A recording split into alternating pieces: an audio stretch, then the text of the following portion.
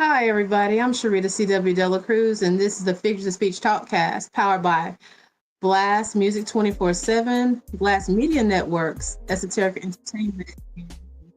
Tonight, we have a new talent on the rise. We're just going to bring her on in, Miss Edwina Gray. Hi there, Figures of Speech. Thank you for having me. I'm super excited to answer whatever questions you may have. I love that it's open forum because sometimes I feel like I learn something about myself when it's that way. That's right. It's the best way to go so we can let the public know all about you. Let's start with where are you from? Where are you from, Edwina?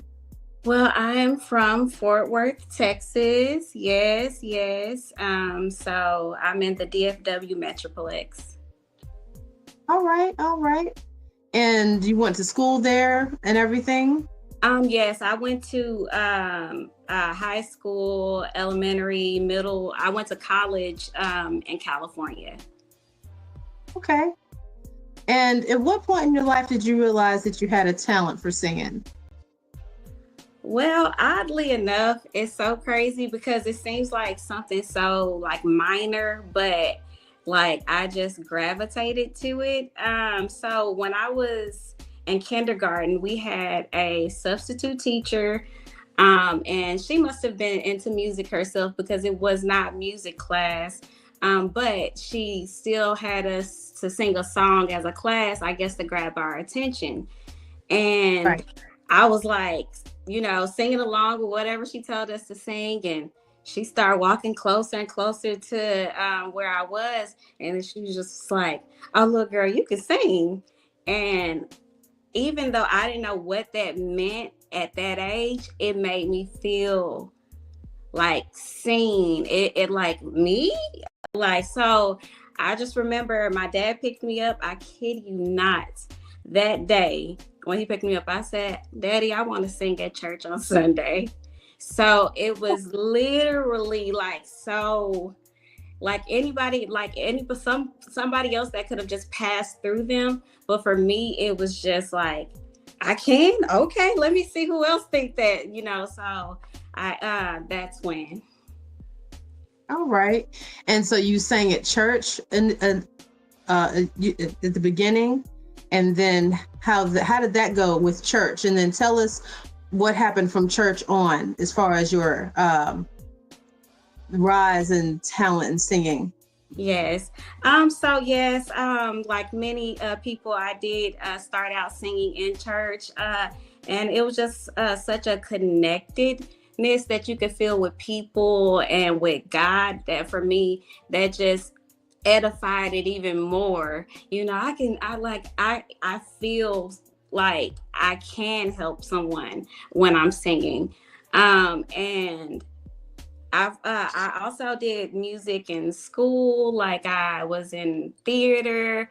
I actually would do competitions because like after singing in church for so long, like my mom would like I'll be singing around the house. She'd be like, "You don't want to look up somewhere where other people hear you sing," and I'm like, "Oh, well, I didn't even have an idea that how to go about that because at that time there was no American Idols, there was Right. nothing of that nature. So I'm like, hmm. So I started researching on the internet, and the opportunities were truly few and far between then. And I stumbled up on a competition, and it was in Florida, and we were in Texas, and I now know so much more about how those type of things go. But at that time, it still was just a step in the right direction. And I went out there for music, but they also had dance and acting and all these other kind of like auxiliaries. And my dad was like, "Well, if you're gonna go out there, you better try out for them." For them all, like you going to a whole nother state for this. And so Right. I actually ended up winning a prize out of 5,000 kids in acting. And so it just ended up making me become like a theater kid then, like where I was combining them. But after so long of combining them, I ended up obviously I have a career in marketing, so I segued way off. But as far as the music journey, I still love acting and the power of theater, but my first love was music just itself. So. Got you. And so you said you went to school for music. Did you go to college in California for music, or was that for the marketing? Oh, and when I say school, I sang in school. Oh, okay. As far as like I went to school for PR and marketing though. So I didn't get to, study music in school or theater in school because my dad was just like a stickler. He was like, no, you're not gonna go to school. If you love that, you'll figure it out outside of college. So that's exactly what I did. Yeah. That's a lot of parents. They want to make sure that we have that foundation, as far as going to college and getting the degree that's going to put us in a position to make money to be able to support ourselves. Sadly, a lot of times people don't have the belief in the arts that the creatives do. Mm-hmm. But, thankfully, you have been able to keep your passion up for music and go further with it. So you went to college, you started working in your field. What opportunities came around for you to be able to sing and eventually get involved with the company that represents you? So there was I would say, a gap of a sort. When I was in California, I would audition. So that was a part of like music culture there, like just kind of like a lot of auditioning and, some performances here and there, but that was like nowhere near it. It was no longer a focus, but it was a part of my daily life, whether it was in the shower, in the car, on the way to work. I mean, I sang so much that like the president of the company I worked for at the time, if I didn't sing, he would be like, hey, Edwina, what's going on here? I'm like, sorry, I was focusing on work. But so yes. So there was a breach in time where it just wasn't the full focus of my life anymore. So I was blessed to be able to loop back to it during COVID-19. The world stood still. I mean, right. I had built a beautiful career in marketing. Like upon my return to Texas and prior to coming to Texas, I was able to kind of like begin a collaborative effort with my sister, and I became her marketing director. And, so there was still so much beauty in the whole marketing thing. It was for my benefit. It was for my good, because I feel like I feel empowered to do the things that I'm doing now because of that knowledge. So I just a note to, because I feel like it's gonna feel like it's such a gaps if I don't speak more to the marketing, because that is kind of like a huge chunk of it. Yes. So during COVID, I got to just reevaluate a lot. I thought that my business was gonna have some troubles because the world was just like, we all were holding on to our pocketbooks. During that time, my business actually tripled because everybody was trying to figure out how they were gonna pivot from their job.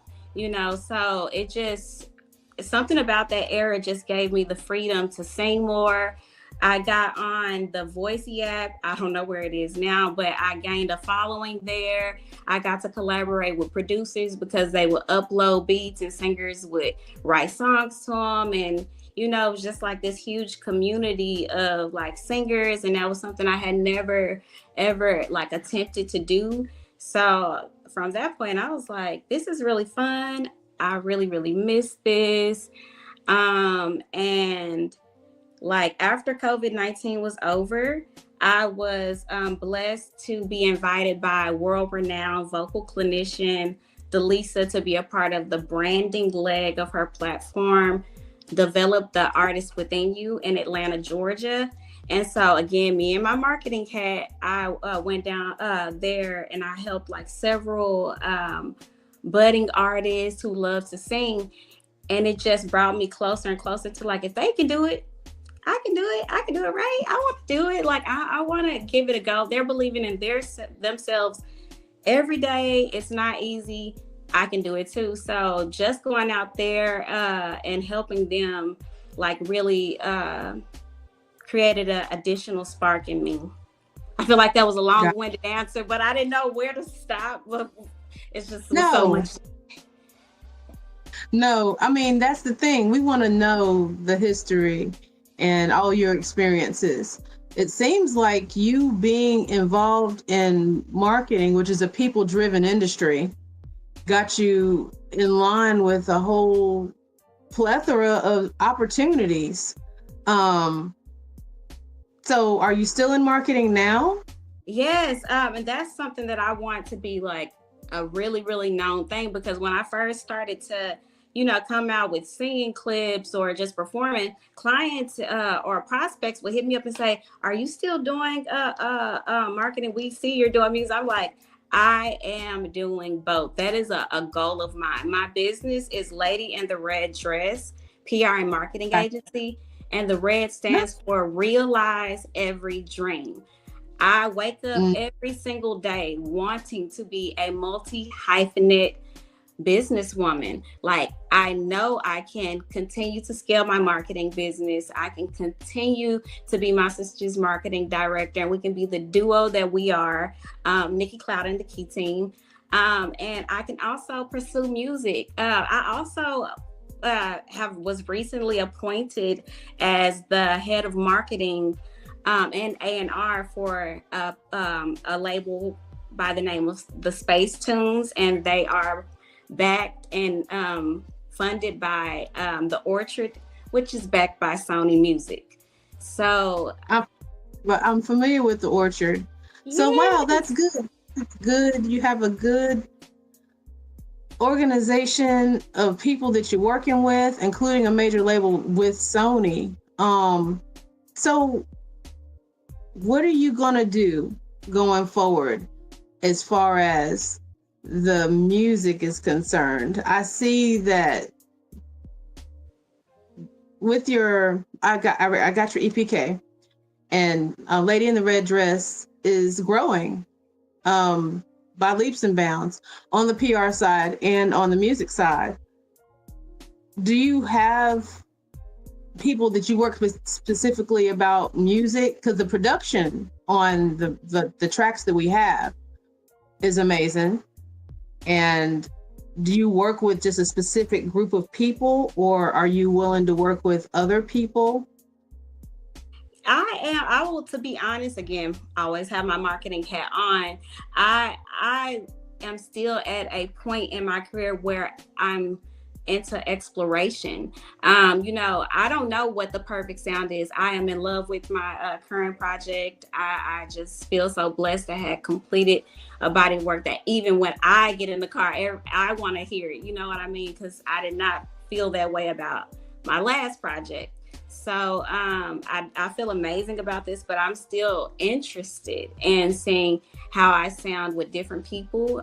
Coming up, my next project will be with the Space Tunes. It'll be the first one that's in that kind of like, ecosystem. My previous one was with Legacy, which was a kind of like production company. So I'm interested to see how my sound evolves. Got you. And so would you consider it more R&B? Because I hear some pop in there a little bit. Yeah. Want to be bound to one type of genre, or do you want it to just really like, say, I can do anything. I can sing any type of genre? Well, I will tell you, in my heart of hearts, I love all different styles, all different types. I want to literally go there creativity wise with all different sounds, but I respect greats, like, you know. So at some point, I'm hoping to be able to do a pop ballad era, which we all know Whitney Houston was the queen of a pop ballad.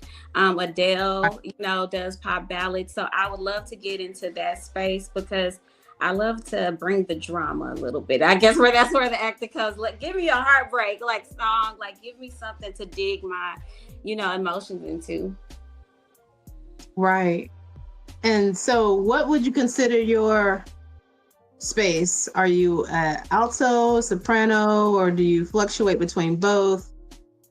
Well, honestly, if I could stay an alto all the time, I probably would, because one of my good music colleagues, he's always telling me, you just want to sing the easiest, like whatever. But from what I understand, I'm more of a mezzo soprano. So my sweet spot is actually a nice amount higher than I like to sing comfortably. So a little bit in between. They like to bring you out of your comfort zone whenever you're singing. Yes. Got you. So we know that you have a passion for singing. You want to sing many genres. You said you really, really are in love with your last project. Could you tell us the name of that project and tell us what influenced the songwriting, and did you write those songs? Okay, so my last project is the one that I'm keeping in my past. Like, you know, if you stumble upon it, that's between you and you. My current project, the one I just released, is the one I'm in love with. Okay, like no one look coming up. But we don't. If you don't want to talk about that one, that's fine. We can definitely stay with the current one because that's the one we want people to pay attention to, that you're most proud of, right? Thank you. So my current project is Terms and Conditions. I am proud of that. It's 4 songs, and they're paralleled with 4 clauses that affirm what I found to be a social observation. So I've noticed. I'm sorry. Would that be like the 4 agreements? There's a book out called The 4 Agreements. Would it be something like that, or? You know, I know what you're talking about, but I don't know what they specifically are. But it could be. It could have some type of parallel. Yeah, that's what I'm saying. Like, these are your four things in regard to the terms and conditions of Edwina Gray, right? Yes. So essentially, so there's 4 clauses. My social observation ended up being that in life, in love, and in business, that things have become so contractual, no matter what. And I decided that that's not the worst thing under the sun. The worst thing under the sun is not knowing the terms and the conditions. That's the worst. Not knowing what you're signing up for. I thought I was getting that, but I got that. Whoa. See, if you read the fine prints, you would have known what you were getting yourself into. So that's really clever, and I love it. Because everything does seem like it has, like, I'm gonna let you go ahead, because that really just hit me right here for real. Oh, life in business, it's all these terms and conditions. Do you know the fine print? Yes, like whether it's you met a guy and you know he looked a certain way on paper, if he had established his terms and conditions, or somebody could have not signed on the dotted line, you know, but because those things are, you know, muddled, then we just walk into these things and we don't even know what we signed up for. You know, it's the same in business. If you don't review that contract, you'll be in an icky situation. So, hey, if it's contractual, it's fine. It's fine if it's contractual. Just let me know what my terms and conditions are, so I can know what I'm signing up for, and I can show up. Yeah. How I need to show up, because if these terms and conditions are like this, I know how to come. But That is brilliant. Thank you. So what are the four songs? You said it's 4 songs, right? Yes. What are the names of the songs? So the leading track is Straight Line. The second track is Time. The third track is Celebration. And the fourth track is Watching Us. All right. So from these titles, it sounds like you got down to business with somebody in Straight Line, right? Yep. Yes, it's a unique little twist. It's like basically about a girl or a woman, a lady rather, who does not really buy into the most common love narrative. Like, so she doesn't buy into a man's any of his guiles for her. She's just like, whatever, this is all games. And then so finally, like, a guy who just made her put all of that aside came into her life, and she used to kind of being like not caring what you say. Now I'm willing to listen. I'm a submit. I'm a abide by what you would like me to abide by. I'm walking the straight line. Look, you know, you good enough to make me walk the straight line. I'll behave. So that's what that song is about. And there's nothing like that when we're women and we find what we need that make us feel that way. What they call the soft girl era. Yes. A man in our soft girl era. It's like, I'm in my soft girl era, if you want to put a term to it. I absolutely can identify with Straight Line. Like, I'm just gonna do what I'm supposed to do because I'm married. So yes, I'm in covenant with my husband, and it's really like being in covenant is like, what are the terms and conditions? But these terms and conditions are kind of like the word of God, right? Yeah. And so I got to make. That's some real serious terms and conditions right there. Yeah, okay, look, that's another layer on top of the layer. Okay, we can turn this into a sermon too. Okay. Absolutely. So with Celebration, was that kind of like, and I know you said Time was the second one, but we're going to play Time in just a moment. I just wanted you to kind of describe the others, and then we'll have a moment to arrive at the visualizer for Time. With Celebration, is that you? What is that? I could take that as a title, like you're celebrating that you are walking the straight line, or? Well, so Celebration is basically about putting in the work in life and then reaping the benefits. And oftentimes when you arrive to what the hard work produced success, you're no longer willing to accept the things that you used to accept. So that's why I love, like, I have 2 features. I have 2 features on there, Sunshine the Singer and Agape. And I feel super blessed, like, just to be able to have a song that really speaks. You don't find that as much these days, where a song speaks to the kind of like a body of people at large, like, so a working class, like, you know, if you've been working hard all week, you deserve to celebrate. You know, so it's encouraging, like on your way to work, like, you know, you can celebrate life. It could empower you to work harder. It could notify yourself that you are past what once broke you. You know, it's time to, like, you know, celebrate your life. It's time to celebrate making the decision to choose yourself. Like, so it just speaks in a very broad way, and that's what I love about it. Got you. And that's kind of an up-tempo feel as well with this particular track. When I heard it, that's what I got from it. Yes. And so with Watching Us, that's kind of the romantic thing. You want to share your love with everyone, and you want people to watch you enjoy yourself.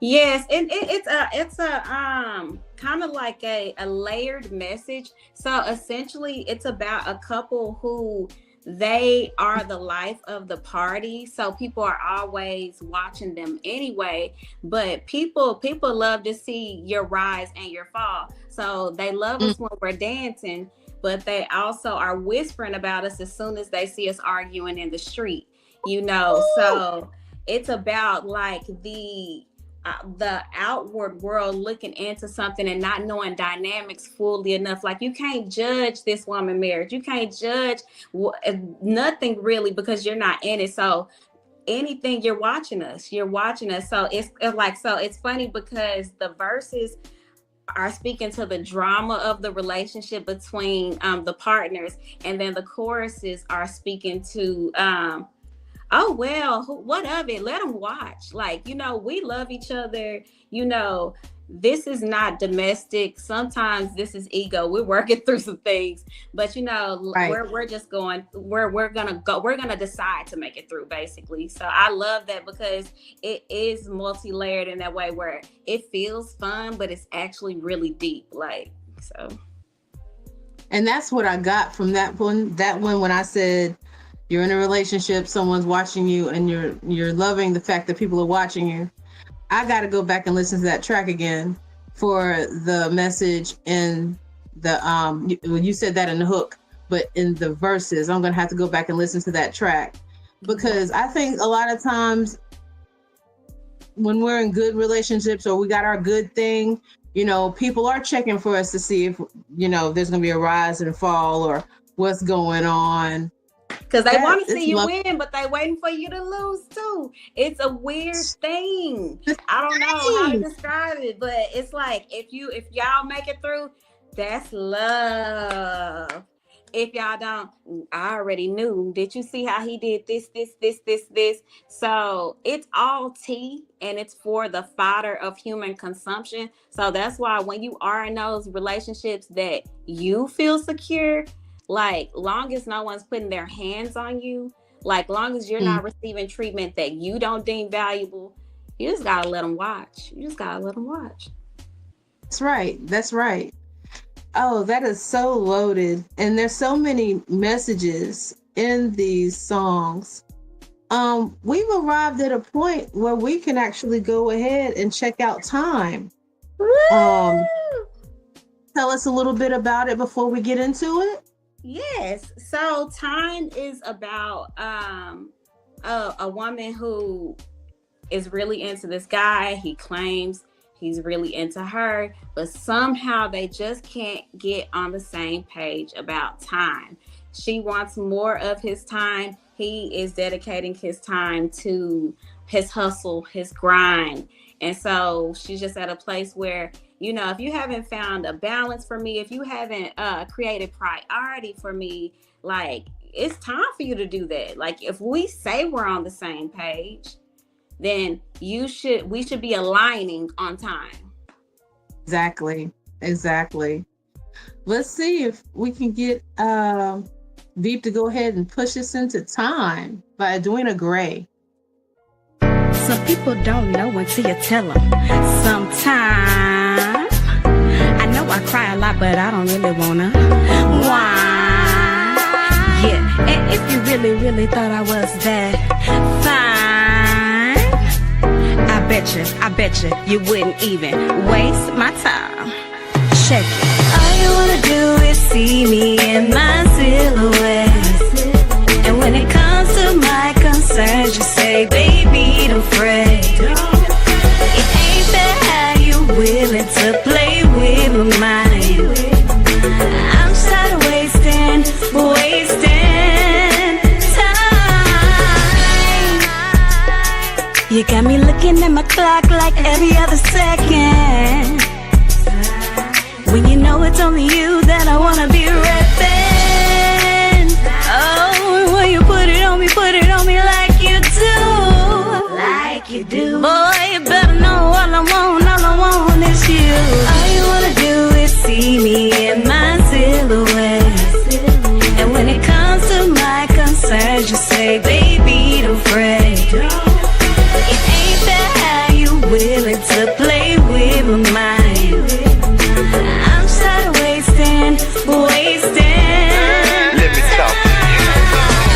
don't think I ain't hearing what you're saying, but I've been on the road trying to get it. As soon as I make it home, you know you got my full attention.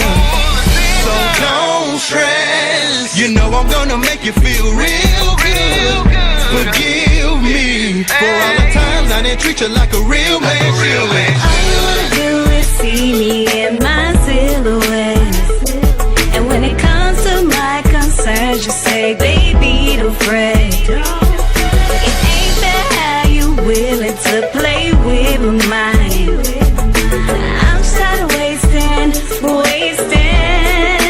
time. No commas, just period. No commas, no stopping us. Just period. Just period. No commas, just period.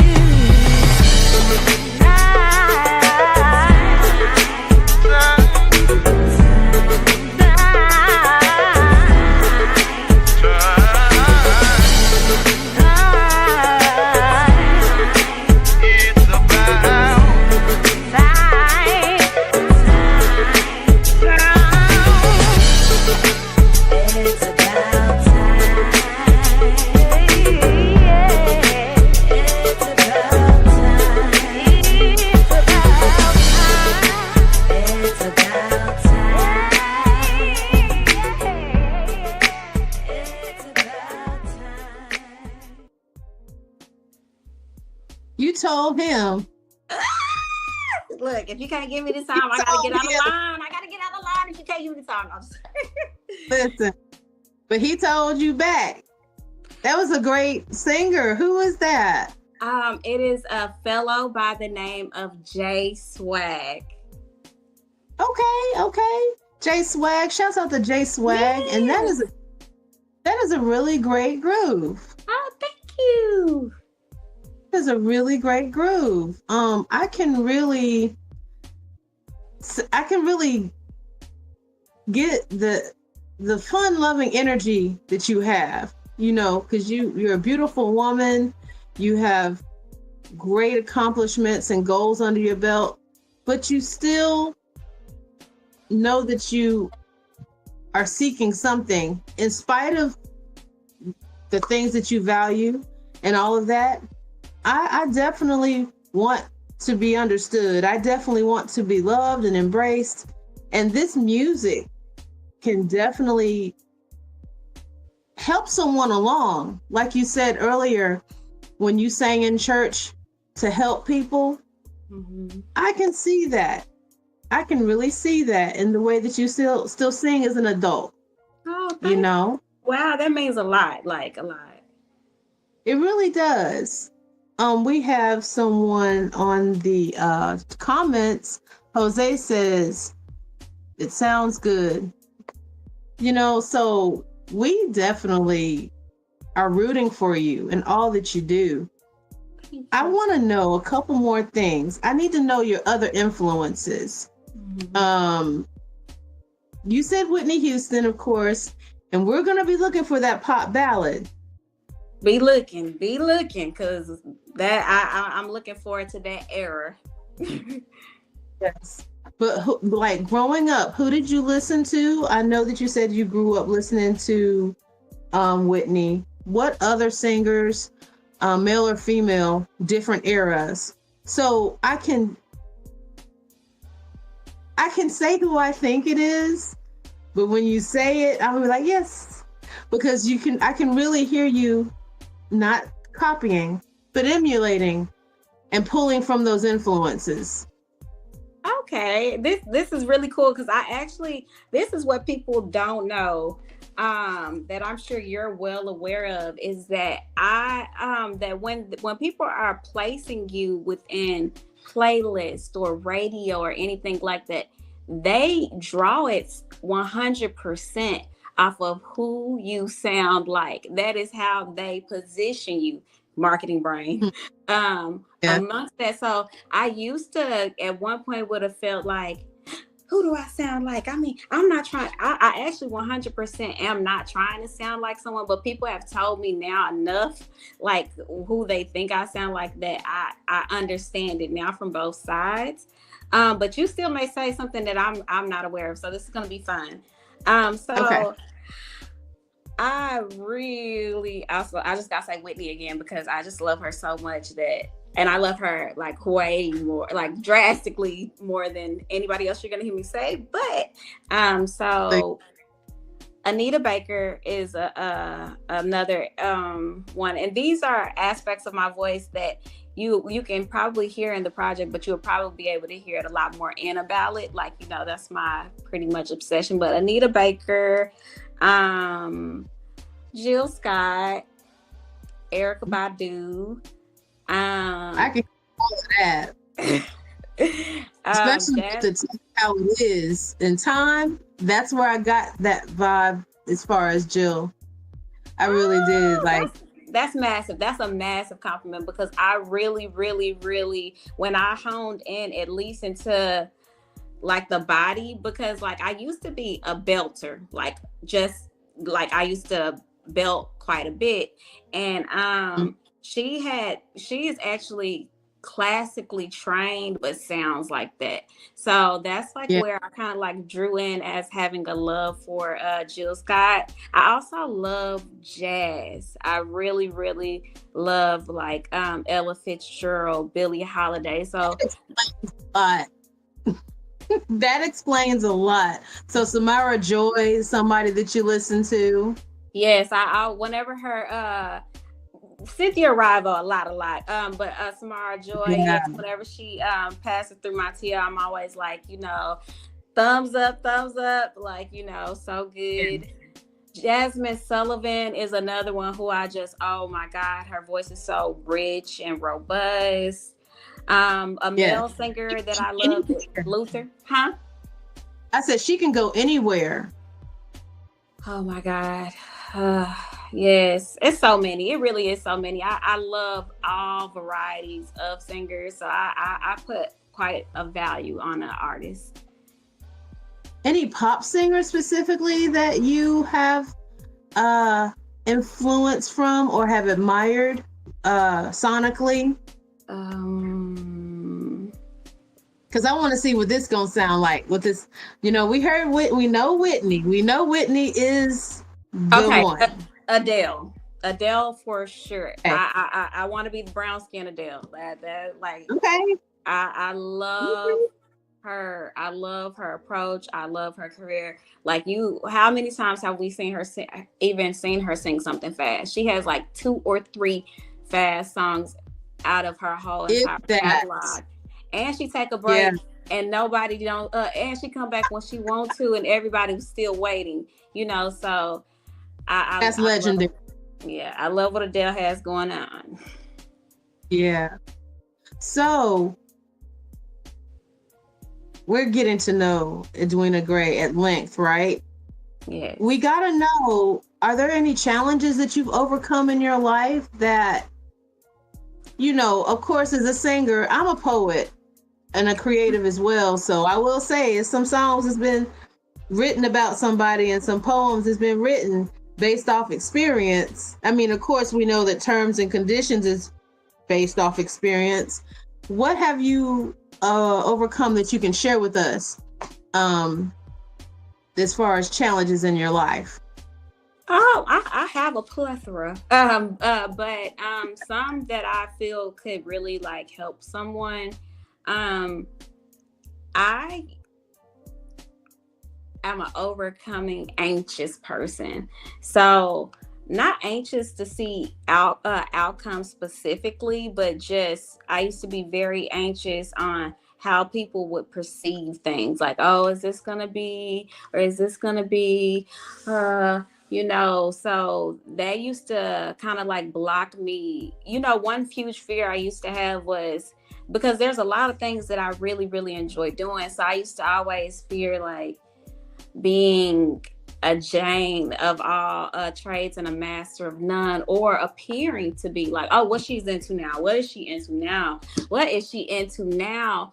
because I used to feel that you do lose some credibility if you're outside of your given career too much. And, you know, there's some validity to that. But in this day and age and the evolution of career, woman, business, Yes. you can be a multi-hyphenate now, and it'd be amazing and really, really cool. So I love that. I love that as a goal, to be able to do all these different things well. That's the key. That's the key thread. I want to do them well. Right. Because people don't know there's another part of that phrase, because that's one of my desires, to not just delve into every little thing, but God has given me so many gifts and I don't know what to put concentration in and forego this or that. Jackie of all trades, master of none. Mm-hmm. And people don't really get that master of none part. And that's the disheartening part about it. But we want to be well-rounded. Mm-hmm. This seems like you're doing a really great job. Balancing PR and your creative niches and your aspirations to do all the things. I can't get my mind off this pop ballad. Do you have any idea how you're going to write it? Or are you just waiting for the studio opportunity and the right tune to let it hit you? Or do you know what you're going to say in this song? Yes, I'm going to let you in on a secret. Okay. And also, I do want to piggyback on like, basically, while I have you, I don't know how long our time together is. So can you ask me that question? Say that question again? What exactly are you going to write about when you write this pop ballad? Like, I am over the moon about the concept with terms and conditions. When I listened to it, I had one perspective, and now I have a whole nother perspective, and now I got to go back and listen to it. Real talk, right? Because I know what each song is about now. And if you're writing like this, the pop ballad is going to be your magnum opus, in my opinion, because that's something that you so desire to do, right? Yes. Okay, so let me ask this question first before I forget. So the beauty of it is, watching us started out an acoustic, slower song. Really? It started out that way. But when I presented it to the beat composer, where I recorded it, you know, he ended up having his own spin on it. And I didn't have an issue with it, because I knew at some point I would record the original. So I think my pop ballad is actually going to be watching us and in its original state as an acoustic stripped down, with some keys added to it, so a little bit more storyteller. So that's going to be my pop ballad. Okay, and then it's going to have a bridge so you can flex. Yeah, do some interesting stuff. Yeah, so that, I would say, that's going to be my segue. I'll just say that it'll fill that void, because I feel like that people need to hear me stripped down. I feel like that's valuable. But I want people to have fun first, and directly right after, think. So. Right, exactly. One of my favorite, if you don't mind me saying, one of my favorite pop ballads is Vanishing by Mariah Carey. Oh, have you ever heard? I don't want to lie, especially not on live. But my sister is a huge Mariah Carey fan. I haven't heard Vanishings, or maybe I've heard it and didn't know it was called Vanishings. Oh, it's curly hair Mariah.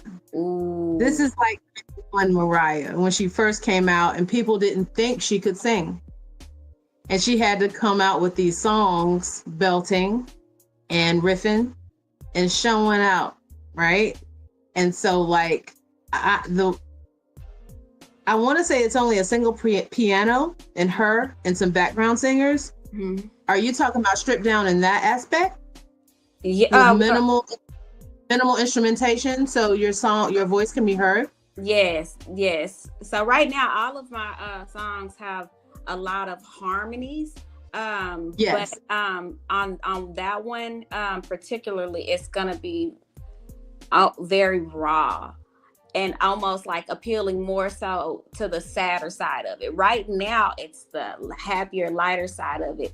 But when you hear it in its next form, it's gonna be a little bit more daunting because we're the life of the party. But like, I don't want people to be watching us. I don't want people to be in our business. Can we get on one accord enough? Like, so. Yeah. Got you. So when you said that we're all over the place, but we're going to get back on track. You were talking about your challenges, and you were talking about how you got anxious about what you thought people's perception would be when you did what you did or do what you do. What did you do to overcome that? Because a lot of us, I think imposter syndrome is something that all of us experience as creatives one time or another. Because like, who want to hear this? I tell you, as a poet, for a long time, I was like, who want to hear this? Because a lot of my poems are really sad because I literally base my poems a lot off my life or the things that I see societally. It's a Black woman in America, or a Black child. Mm-hmm. So I've gotten happier poems. I have much more happier poems now because, life is different. I've grown. Yes. What did you do to overcome your anxiety to start doing what you wanted to do as a lady in a red dress on your terms? I'm keeping really honest with you. I sat with the tears. I will tell you I had a little segment during COVID called Blues Day Tuesday, where I posted a cover every week. And I remember, I don't know if it was the first or the second posting of it, I boo-hooed because as much as I wanted to do it, I did not want to open myself up to the scrutiny. Like, I just was crippled by the possibility that people may not dig it. So I just remember just bawling, and I didn't even know I had this much emotion about like music at all. And I'm just like, oh my God, I'm gonna have to grow me a new one. I am gonna have to literally carve away some of these things about myself to be able to do this. So I've been blessed to gig pretty regularly live, like for the last 2 years. So gigging has helped a lot with that, but also just a lot of inner resilience, like understand that I have the freedom also to, I dedicated X amount of time, to my career. So I am curating the lifestyle that I want. Like, I want to be able to be creative. I want to sing great songs. I want to tell great stories. So that is just now outweighing all of the other noise. I lost, just a lot of the things that I felt like I needed also to do it. Like, I thought you got to have a large group of friends because they're going to be the people that root you on, and they're going to people that share it. You need this village. Like, I kid you not, I've gotten my biggest blessings, my greatest opportunities. God will send just what you need, and he will take away what you think you need just to make sure you know that it was him. So him showing up in that way time and time again, especially in this season, I just remind myself, just like, you want this. Don't try to trick yourself out of it. You want it. You want to be able to do it. And you're talking to me right now. I'm so sincere. Like, when I tell you, I'm so compelled to just thank you just right now for being so raw and passionate about that. Because it takes a lot for people to really realize, I'm just going to do it. I don't care who watching. I don't care I don't care. As long as God love it, I love it. Yes. To get in that space is freedom, Edwina. And I'm so happy that you found your freedom. Thank you, because I didn't know how I would get there. I really, really didn't. And this is nowhere near perfection. I'm well aware of the journey ahead of me, but I'm excited for the journey because the journey without so much of the fear is peace for me. Fear is what throws it off. Constant doubt is what throws it off. Being riddled with inadequacy is what throws it off. You know, so when you strip some of those like negative things that try to tie to you, the journey is a lot lighter. I just find myself so happy because I've worked in the field of marketing for 14 years now, and I love marketing as well. But I will tell you, I found myself in moments of just unspoken sadness. Like I just knew I could be, I didn't know how, but I really wanted to. And so I just felt very complacent, but amazing things were taking place in my career, but I just was always looking for that Easter egg. Like, can I get in there? I got it. Yes. And COVID-19 gave that to me. It really did. You know, it slowed the world down just enough for me to find, you know, like what that could look like. Yeah, I think everybody, you're not alone in that. A lot of times we, you know, don't want to be amongst the status quo, but I think COVID-19 sat everybody down to think about everything, from their relationships to how they had to sit with themselves. No one ever sits with themselves long enough to know and realize, like, man, you got some stuff and you got some great things going on inside of you, but you got to get rid of this stuff. And then, I don't like my job. I actually am happy that I'm not in my job.